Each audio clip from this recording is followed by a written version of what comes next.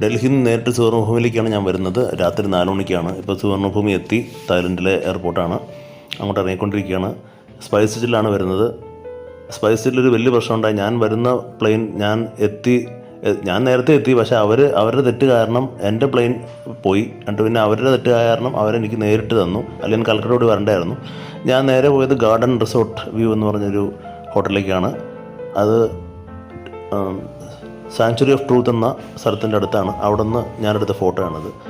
ഭയങ്കര എക്സൈറ്റ്മെൻ്റ് ആയിരുന്നു. കാരണം അവിടെ നിന്ന് സാങ്ച്വറി ഓഫ് ട്രൂത്ത് എന്നും കാണാം. നല്ല രസമാണ്. അവിടെ ഒരു സ്വിമ്മിംഗ് പൂളുണ്ട്. പോരാത്തതിന് ഇതാണ് ആ സ്വിമ്മിംഗ് പൂള്. പിന്നെ അവിടെ ഒരു ബീച്ചുണ്ട്, പ്രൈവറ്റ് ബീച്ചും ഉണ്ട്.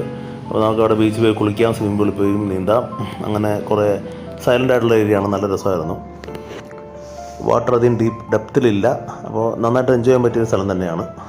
തായ്ലൻഡിലെ നല്ല നീറ്റായ ബീച്ചാണെല്ലാം. അതിന് പ്രത്യേകം പറഞ്ഞില്ല. തായ്ലൻഡ് നമുക്ക് ചെറുകിട ഹോട്ടലിൽ പോയാൽ പോലും അത് നീറ്റായിരിക്കും. സോ അവിടെ ഒരു ദിവസം മുഴുവനായിട്ട് തങ്ങി. ഈ കാണുന്നതാണ് സാങ്ച്വറി ഓഫ് ട്രൂത്ത്. ദൂരെ കാണുന്നത് തടി കൊണ്ട് മാത്രം തീർത്ത ഒരു സംഭവമാണ്. അതിപ്പോഴും വർക്ക് ചെയ്യണം. 10-12 കൊല്ലമായിട്ട് വർക്ക് ചെയ്തുകൊണ്ടിരിക്കുകയാണ്. അത് കണ്ട് ഞാനവിടെ ടെർമിനൽ 21 എന്നുള്ള ഒരു മോളിൽ പോയി. അത് ശരിക്കും ഒരു പ്ലെയിൻ്റെ മാർഗ്ഗമാണ്. പ്ലെയിൻ അവിടെ ഉണ്ട്. പ്ലെയിൻ്റെ അടുത്ത ടെർമിനൽ 21 എന്ന പേരിൽ. അപ്പോൾ അവിടെ ഞാൻ ഒന്ന് പോയി കണ്ടു. പിന്നെയും അത് കഴിഞ്ഞിട്ട് ഞാൻ പിറ്റേ ദിവസം ടെർമിനൽ കണ്ടു കഴിഞ്ഞിട്ട് ഞാൻ അവിടെ ഒരു ഇങ്ങോങ് എന്ന് പറഞ്ഞ ഒരു ബീച്ചിൽ പോയി. അവിടെ തൊട്ടടുത്ത് വേറൊരു ചെറിയൊരു ഹോട്ടലിൽ മുറിയെടുത്തു ഒരു 600 രൂപയ്ക്ക്. അത് കഴിഞ്ഞിട്ട് ഞാൻ പിന്നെ നേരെ പോയത് ഒരു ബീച്ചിലേക്കാണ്. സമ്മിറ്റ് ബീച്ച് എന്ന് പറഞ്ഞ ഐലൻഡ്, സമ്മിറ്റ് ഐലൻഡിലേക്ക്. അതവിടെ പോകണമെന്ന് കുറേ കാലമായിട്ട് ആയിരിക്കുകയാണ്. അപ്പോൾ സമ്മിറ്റ് ഐലൻഡിലേക്ക് ഞാൻ അങ്ങോട്ട് പോകാൻ ഒരു സാധാരണ നമ്മുടെ യാത്രാ ബോട്ടുണ്ട്, അല്ലെങ്കിൽ സ്പീഡ് ബോട്ടൊക്കെ ഉണ്ട്.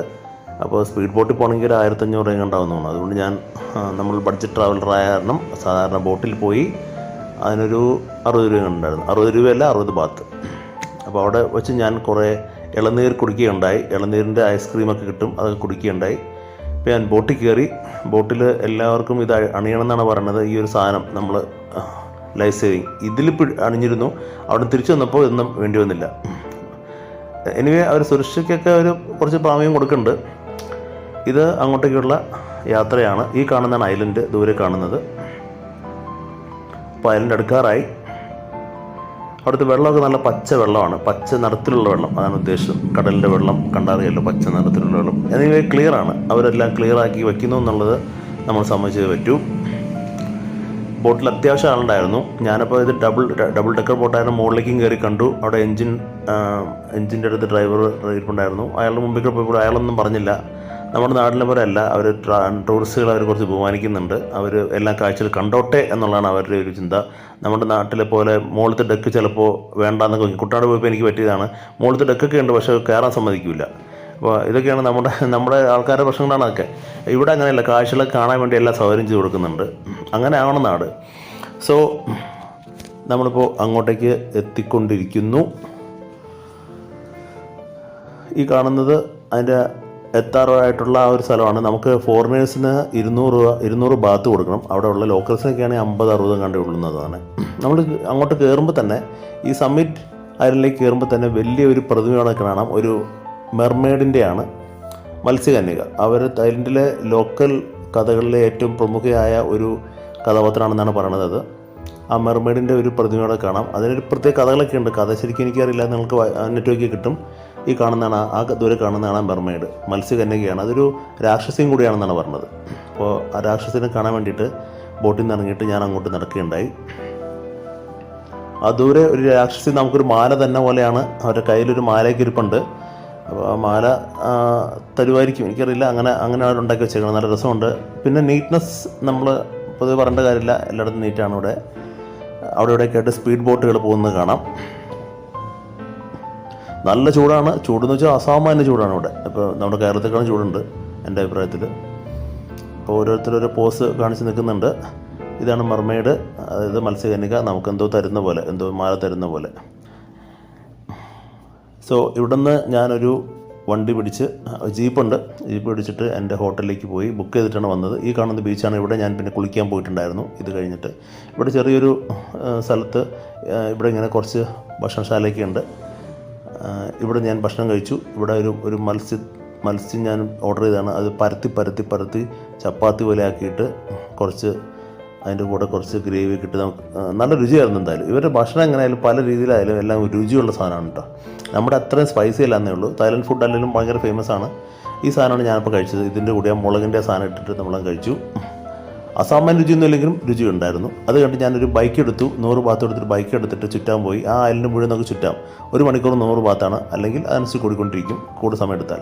അപ്പോൾ അങ്ങനെ പോയപ്പോൾ കണ്ട കാഴ്ചകളാണ് ഇതെല്ലാം. പോകുന്ന വഴിക്ക് ഇങ്ങനെ ഓരോ തുരുത്തുകളുണ്ട്. അവിടെയൊക്കെ ഇങ്ങനെ കുറച്ച് ആൾക്കാരോടൊക്കെ ഉണ്ടാവും. അപ്പോൾ നമുക്ക് കണ്ട് പോകാം. ഞാൻ 1 മണിക്കൂർ കീപ്പ് ചെയ്യാൻ വേണ്ടിയിട്ട് നല്ല സ്പീഡിൽ പോയി എല്ലാം ചുറ്റി വന്നിട്ട് തിരിച്ച് 1 മണിക്കൂർ ആയപ്പോൾ തന്നെ അവർക്ക് തിരിച്ച് ആ ബൈക്ക് കൊണ്ട് കൊടുത്തു.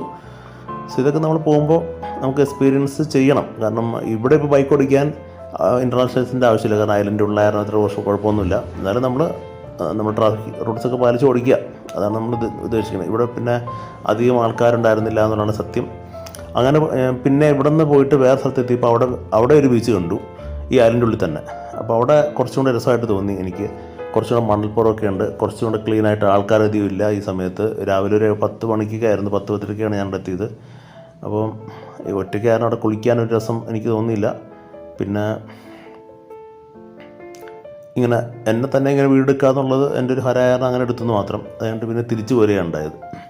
തിരിച്ച് പോകുമ്പോൾ ഉള്ള ഒരു ബോട്ടാണിത്. ആൾക്കാർ തീരെ ഇല്ലയെന്ന് തന്നെ പറയാം, 5-6 പേരേ ഉണ്ടായിരുന്നുള്ളൂ. അപ്പോൾ ഇപ്പോൾ ബോട്ടിൽ ആരും മറ്റേ ലൈഫ് സേവിങ് ജാക്കറ്റൊന്നും ധരിക്കുന്നില്ല. കാരണം പുറത്ത് പോയാൽ മരിച്ചു പോയിക്കോട്ടെ എന്ന് ഓർത്തുകൊണ്ടായിരിക്കാം, എനിക്കറിയില്ല. അവിടെ ജാക്കറ്റോടെ ഉണ്ട്, ആരും ഇടാൻ പറഞ്ഞിട്ടുണ്ടായിരുന്നില്ല. സോ അങ്ങോട്ട് പോയപ്പോൾ എല്ലാവരും ഇടാൻ പറഞ്ഞിട്ടുണ്ടായിരുന്നു. അന്ന് ആൾക്കാർ കൂടുതലായിരുന്നു.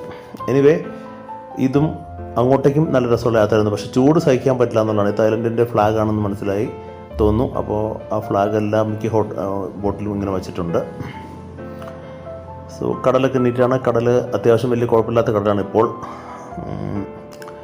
ഇത് ഒരു ഐലൻഡ് ആകുന്നു. ഇങ്ങോട്ട് കയറാൻ ഞാൻ പറഞ്ഞാൽ 200 ബാത്ത് കൊടുത്താണ് കയറിയത്. ഇതെല്ലാം ഒരു ഐലൻഡാണെങ്കിൽ പോലും അവരെല്ലായിടത്തും ടൂറിസ്റ്റ് ഓപ്പർച്യൂണിറ്റി അവരുണ്ടാക്കുന്നുണ്ട്. ഇപ്പോൾ ഇത്തിരി സീസൺ കുറവാണ്, എന്നിട്ടും ആൾക്കാരവിടെ വരുന്നുണ്ട്. കാരണം ഫ്രണ്ട്ലി ബിഹേവിയറാണ്. പിന്നെ കുളിക്കാം, നമുക്ക് ഉല്ലസിക്കാം, അതൊക്കെ ഒരു വലിയ കാര്യം തന്നെയാണ്. നമ്മുടെ നാട് ഇപ്പോൾ അങ്ങനെ ആയിക്കൊണ്ടിരിക്കുകയാണ്. പക്ഷേ എന്നാലും ആൾക്കാരുടെ പെരുമാറ്റം വളരെ ഹൃദ്യമാണ്. അത് പറഞ്ഞേ പറ്റൂ. നമ്മുടെ നാട്ടുകാരെക്കാളൊക്കെ എത്രയോ ബെറ്ററാന്ന് തന്നെ പറയേണ്ടി വരും. സദാചാര പോലീസില്ല, അങ്ങനെ ഒരു സംഭവം അവിടെ ഇല്ല. അവനവൻ്റെ കാര്യം നോക്കി നമ്മൾ നടക്കുക, നമ്മൾ ആസ്വദിച്ച് ജീവിക്കുക, അത്രയേ ഉള്ളൂ. അതൊക്കെ തന്നെയാണ് പുറത്ത്. ഇന്ത്യക്ക് പുറത്ത് പോയ എല്ലാ നാട്ടിലും അതൊക്കെ തന്നെയാണ്. ഇന്ത്യയിൽ പലയിടത്തും ഇപ്പോൾ കുഴപ്പമില്ലാണ്ടായിട്ടുണ്ട്. കേരളത്തിൽ ഇനി അത് ശരിയാവാനുണ്ട്. അവമാനിക്കാമെന്ന് വിചാരിക്കുന്നു. സോ നല്ല വെയിലാണ്. തിരിച്ച് ഞാൻ പുറപ്പെട്ട അതേ ഡെസ്റ്റിനേഷൻ തന്നെ തിരിച്ചെത്തിക്കൊണ്ടിരിക്കുകയാണ്. ഇവിടുത്തെ ബോട്ടുകൾ നമ്മുടെ ബോട്ടുകൾ കണ്ടാൽ തന്നെ ഒരു പ്രധാന വ്യത്യാസം കാണാം. ഇതെല്ലാം നന്നായിട്ട് പെയിൻ്റ് അടിച്ച് നന്നായിട്ട് മെയിൻ്റനൻസ് നടത്തുന്നുണ്ടെന്നാണ് മനസ്സിലാക്കുന്നത്. പിന്നെ എല്ലാ സുരക്ഷാ കവചം എല്ലാ കാര്യങ്ങളും അവർ നോക്കുന്നുണ്ട്. നമ്മുടെ ബോട്ടിൽ ഇപ്പോൾ ആയി തുടങ്ങിയിട്ടേ ഉള്ളൂ. പക്ഷേ എന്നിട്ടും ചില സമയത്തൊക്കെ ബോട്ടുകളാണ് വരാറുണ്ട്, നമുക്ക് നമ്മുടെ ശ്രദ്ധയിൽപ്പെടാറുണ്ട്. സോ തിരിച്ച് ഇവിടെ എത്തി, ഡെക്കിലേക്ക് എത്തി. അവിടെ കുറച്ച് ആളുകൾ ഇങ്ങനെ കാത്തു നിൽക്കുന്നുണ്ട്, അവർക്ക് തിരിച്ച് ഐലൻഡിലേക്ക് പോകാൻ വേണ്ടിയിട്ട്. സോ ഇവിടെയൊക്കെ പെണ്ണുങ്ങളാണ് ഡ്രൈവർ എന്നുള്ള ഏജൻസം. ചിലപ്പോൾ ആണെങ്കിലും, പക്ഷേ അധികം പെണ്ണുങ്ങളാണ്. വലിയ ബസ്സിൽ കയറിയാൽ അതിൽ ഡ്രൈവർ പെണ്ണായിരിക്കും. ബോട്ടിൻ്റെ ഡ്രൈവർ സ്ലാങ്ക് പെണ്ണായിരിക്കും. പിന്നെ ബോട്ട് വലിച്ചടുപ്പിക്കുന്നതും ഒരു പെണ്ണായിരിക്കും. അപ്പോൾ ഇവരാണ് മെയിനായിട്ട് ഇപ്പം വഴിയിൽ തെരുവിൽ വിൽക്കുന്ന. ഇപ്പോൾ ഈ ഒരു സ്ത്രീ, ഇവർ പോലും ഒരു സ്ത്രീയാണ്. ഇപ്പോൾ ഞാൻ അവിടെ നിന്ന് പോന്നപ്പോൾ റോഡ് സൈഡിൽ നിന്ന് കഴിച്ച ഒരു ഭക്ഷണമാണത്. അവരൊക്കെ സ്ത്രീകളാണ്. ഇപ്പോൾ ഈ ഒരു ട്രക്ക് ഓടിക്കുന്നത്, അവിടെ ചെറിയൊരു ട്രക്ക് കിട്ടും, 10 രൂപ കൊടുത്തു കഴിഞ്ഞാൽ കുറേ ദൂരത്തേക്ക് കൊണ്ടുപോകും. അപ്പോൾ അതിൻ്റെ ബാക്ക് സൈഡിൽ എടുക്കുകയാണ്. ഇതൊക്കെ ഓടിക്കുന്ന ഒരു സ്ത്രീയാണ്. അതാണ് ഏറ്റവും രസം. എന്നിട്ട് പിന്നെ അവിടുത്തെ ചില ഫുഡുകൾ കണ്ടപ്പോൾ കഴിക്കാൻ തോന്നി. ഇത് ഒരു ദോശ പോലെ ഇവരിങ്ങനെ വച്ചിട്ട് അതിൽ കുറേ സാധനമൊക്കെ ഇട്ടിങ്ങ് തരും. അതിൻ്റെ പേരൊക്കെ ഞാൻ മറന്നുപോയി, എന്നാണ്ടൊരു പേരൊക്കെയാണ്. പേരിലെന്തിരിക്കുന്നതെന്നാണ് എനിക്ക് പറയാനുള്ളത്. അതിൽ ഓറിയോൺ ബിസ്ക്കറ്റൊക്കെ ഇടുന്നത്. അത് കഴിഞ്ഞിട്ട് തിരിച്ചിട്ട് ഇങ്ങനെ ചൂടാക്കിയിട്ട് നമ്മുടെ ദോശ പോലെ വെച്ചിട്ട് മടക്കി ഒരു കവറിലിട്ടിങ്ങ് തരും. എന്നിട്ട് നമ്മൾ കഴിച്ചോളണം. അതാ ചൂടോടുകൂടി കഴിക്കുന്ന നല്ലതെന്നാണ് പറയണത്. അപ്പം ഞാൻ കുറച്ച് നേരം കഴിഞ്ഞിട്ടാണ് കഴിച്ചത്. തണുത്തിട്ട് കഴിക്കണം എനിക്കിഷ്ടം. അത് പേഴ്സണൽ ചോയ്സാണല്ലോ. സോ ഇതിൽ ഇങ്ങനെ ചോക്ലേറ്റിൻ്റെ ഇടുന്നുണ്ട്, പിന്നെ ബനാന വയ്ക്കും. അപ്പോൾ എനിക്ക് ബനാന വയ്ക്കാൻ പറഞ്ഞിട്ടുണ്ട്. അപ്പം ഞാൻ ഇതിപ്പോൾ എടുത്തെന്ന് വെച്ചാൽ നിങ്ങൾ കാണിച്ചു തരാൻ വേണ്ടിയിട്ടാണ് ഇതെങ്ങനെ പരത്തുന്നു എന്നുള്ളത്. നമ്മുടെ നാട്ടിൽ നമ്മൾ തന്നെ ചുമ്മാ ഇങ്ങനെ ഒഴിച്ചങ്ങ് പരത്തുമല്ലേ. ഇവരുടെ സിസ്റ്റത്തിൽ പരത്തുന്നത് കാണാൻ രസമുണ്ടായിരുന്നു. പിന്നെ ഇതൊക്കെ ഒരു തായ്ലൻഡ് ഫുഡാണല്ലോ, നമ്മുടെ നാട്ടിൽ കിട്ടാത്തൊരു ഫുഡാണ്. ഇതൊക്കെ സ്ട്രീറ്റ് ഫുഡാണ് കേട്ടോ. പക്ഷേ നല്ല ഡെലീഷ്യസ് ആണ്, നല്ല വൃത്തിയുണ്ട്. തായ്ലൻഡ് സ്ട്രീറ്റ് ഫുഡൊക്കെ കഴിക്കണം. അധികം കാശും ആവില്ല, ചീപ്പാണ്. അപ്പോൾ മെയിൻ ഉദ്ദേശം വെച്ചാൽ നമുക്ക് നല്ല ഫുഡ് കിട്ടും, പിന്നെ അവർക്കൊരു സഹായമാവും. ഈ സ്ട്രീറ്റിൽ വിൽക്കുന്നവർക്കൊക്കെ എല്ലാം ലേഡീസാണ്. ഒരു ആണ് വിൽക്കണം ഞാൻ ഇതുവരെ കണ്ടിട്ടില്ല. കാരണം ഞാൻ കേട്ടത് ശരിയാണെങ്കിൽ നമ്മുടെ ആൺവർഗത്തിന് കുറച്ച് അവമാനമായ കാര്യമാണ്. എന്നാലും പറയാണ്, എല്ലാവരും അല്ല, എന്നാലും കുറച്ച് പേരെങ്കിലും, ഒരു ഭൂരിപക്ഷം പേരെങ്കിലും കള്ളും കുടിച്ച് വെറുതെ വീട്ടിൽ കിടക്കുമെന്നാണ് പറഞ്ഞത്. ആണുങ്ങളുടെ കാര്യമാണ് പറഞ്ഞത്. പെണ്ണുങ്ങളാണ് കുടുംബം പറ്റുന്നത്.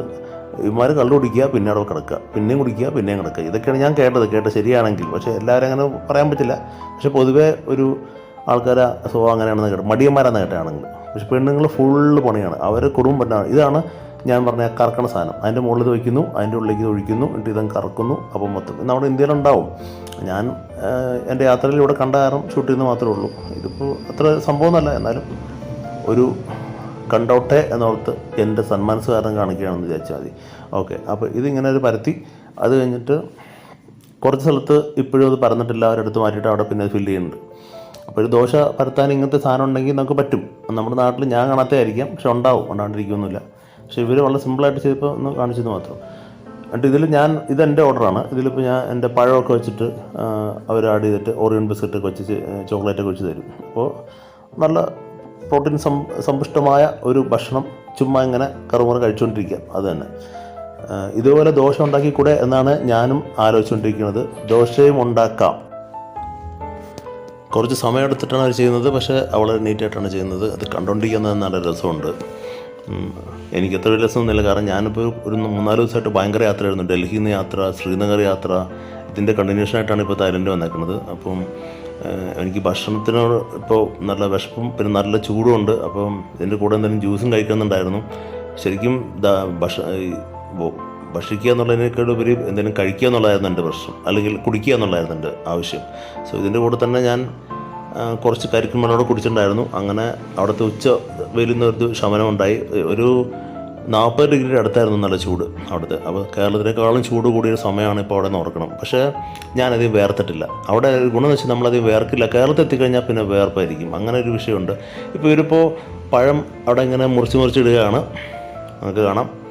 അപ്പോൾ ഇതിന് ഈ ദോശയും ചോക്ലേറ്റും പിന്നെ പഴവും എല്ലാം കൂടുമ്പോൾ ഉള്ള ഒരു സമ്മിശ്രകരമായ അല്ലെങ്കിൽ മിക്സ്ചർ ഓഫ് ടേസ്റ്റാണ് അതിൽ വരുന്നത്. അപ്പോൾ അത് കഴിച്ചു നോക്കിയാൽ അതിൻ്റെ ടേസ്റ്റ് എനിക്ക് മനസ്സിലാവും, പറഞ്ഞറിയിക്കുന്നൊരു കാര്യമല്ല. എനിക്കിഷ്ടപ്പെട്ട ഇതിങ്ങനെ മടക്കിയെടുത്തിട്ട് മറ്റേൻ്റെ ഉള്ളിലേക്ക് എടുത്ത് വെച്ചിട്ട് നമുക്കിങ്ങനെ കറുമുറ ഇങ്ങനെ ചുമ്മാ കഴിച്ച് തിന്നാം. അതാണ് ഇതിന് തന്നെ ഒരു 40 ഭാഗത്ത് അവർ ചോദിക്കുന്നുണ്ട്. 40 ഭാഗത്ത് അവിടെ എത്തിക്കഴിഞ്ഞാൽ അത്ര വലിയ സംഭവമൊന്നുമല്ല. പിന്നെ ഞാൻ താമസിച്ച ഒരു വീടാണിത്, അവിടെ പേയിങ് ഗസ്റ്റ് പോലെ താമസിച്ചാണ്. ആദ്യം ചിലവൊന്നും എനിക്ക് വരില്ലായിരുന്നു. അപ്പം ആ വീടൊന്ന് ചുമ്മാ കാണിക്കാം, അല്ല ഒരു ലോക്കൽ ലൈഫ് എന്താണ് എന്ന് നിങ്ങളെ കാണിക്കുന്നതാണ് ഞാൻ കാണിക്കുന്നത്. ഇത് അവിടുത്തെ ഗലികളാണ്, അപ്പുറത്തുള്ള വീടും അവിടുത്തെ കടകൾ. നമ്മുടെ നാട്ടിലെ പോലെ മാടക്കടകളൊക്കെ ഉണ്ട്. പക്ഷേ ഒരു കാര്യം നിങ്ങൾക്ക് ശ്രദ്ധിച്ചാൽ മനസ്സിലാവും, എല്ലാം നീറ്റാണ്. എവിടെ ആവശ്യമില്ലാത്ത ഒരു സാധനം കിടക്കുന്നത് നമ്മൾ കാണുന്നില്ല ഈ ഒരു സ്ഥലത്ത് പോലും. നമ്മുടെ നാട്ടിലാണെങ്കിൽ ആൾക്കാർ വഴി തുപ്പുന്നു, ഇങ്ങനെ പല കാര്യങ്ങളുണ്ട്. ഇവിടെ അങ്ങനെ ഒന്നുമില്ല, കാരണം അവിടുത്തെ എല്ലാവരും കൂടി സഹകരിച്ചിട്ടാണ് ഇങ്ങനെ. അപ്പോൾ ഈ പോകുന്ന എല്ലാം നീറ്റാക്കി വെച്ചേക്കണം. ഇപ്പോൾ ആരെങ്കിലും വൃത്തികേടായി കഴിഞ്ഞാൽ വേറെ ആൾ ഒന്നെങ്കിലും അത് നീറ്റാക്കും. ഇവിടെ ഒരു ചെറിയ കനാലുണ്ട്. ഈ കനാലിൽ അടുത്തൊരു പുഴയുണ്ട്. പുഴയിൽ വെള്ളം നിൽക്കും. ഇവിടെ ഞാൻ രാവിലെ കണ്ടപ്പോൾ വൃത്തികേടായിരുന്നു, കാരണം പുഴയിലൊഴുകിയൊന്നും കുറേ വേസ്റ്റ് കിണായിരുന്നു. പക്ഷേ ഇപ്പോൾ കാണുമ്പോൾ നീറ്റാണ്. സോ എന്നുവെച്ചാൽ അത്രയും സമയത്തിനുള്ള ഒരു 10-15 അല്ലെങ്കിൽ അരമണിക്കൂറിനുള്ള അവർ നീറ്റാക്കി വെച്ചുകൊണ്ടിരിക്കും. അപ്പോൾ അങ്ങനെ ഒരു സംസ്കാരം, ഒരു കൾച്ചർ അവർക്കുണ്ട്, നമുക്കില്ലാത്തൊരു കൾച്ചറാണ്. സോ ഇപ്പോൾ ഈ തെരുവെല്ലാം കണ്ടാലും ആവശ്യത്തെ ചപ്പ് വേറെ നമ്മൾ എവിടെയും കാണുന്നില്ല. അതെല്ലാവരും കൂട്ടിയിട്ടാണ് ചെയ്യുന്നത്. അങ്ങനെ ഒരു വലിയ പ്രത്യേകത എനിക്ക് അവിടെ ഞാൻ കണ്ടു. അതെനിക്ക് ഭയങ്കര ഇഷ്ടമാണ്. നമ്മുടെ നാട് അങ്ങനെ വരുന്നത് എനിക്കറിയില്ല. പിന്നെ രാത്രി ഇതൊരു മേജർ എന്നുള്ള ഒരു മോളുണ്ട്. അവിടെ തന്നെ ഒരു സെൻട്രൽ എന്നൊരു വേറൊരു മാളുണ്ട്. ഇത് രണ്ടും കൂടെ ബന്ധിക്കുന്ന ഒരു ബ്രിഡ്ജാണ് ഞാൻ നിൽക്കുന്നത്. അവിടെ നിന്ന് നിൽക്കുന്ന ഒരു സീനാണ് ഈ കാണുന്നത്. ഈ 2 സ്ഥലത്ത് ഞാൻ പോയി സിനിമ കാണാറുണ്ട്. ഞാൻ ചെല്ലുമ്പോൾ ഈ സ്ഥലത്ത് പോയി സിനിമ കാണാറുണ്ട്. വീഡിയോ ഇഷ്ടപ്പെട്ടവർ സബ്സ്ക്രൈബ് ചെയ്യുക, ലൈക്ക് ചെയ്യുക, ഷെയർ ചെയ്യുക. Thank you very much.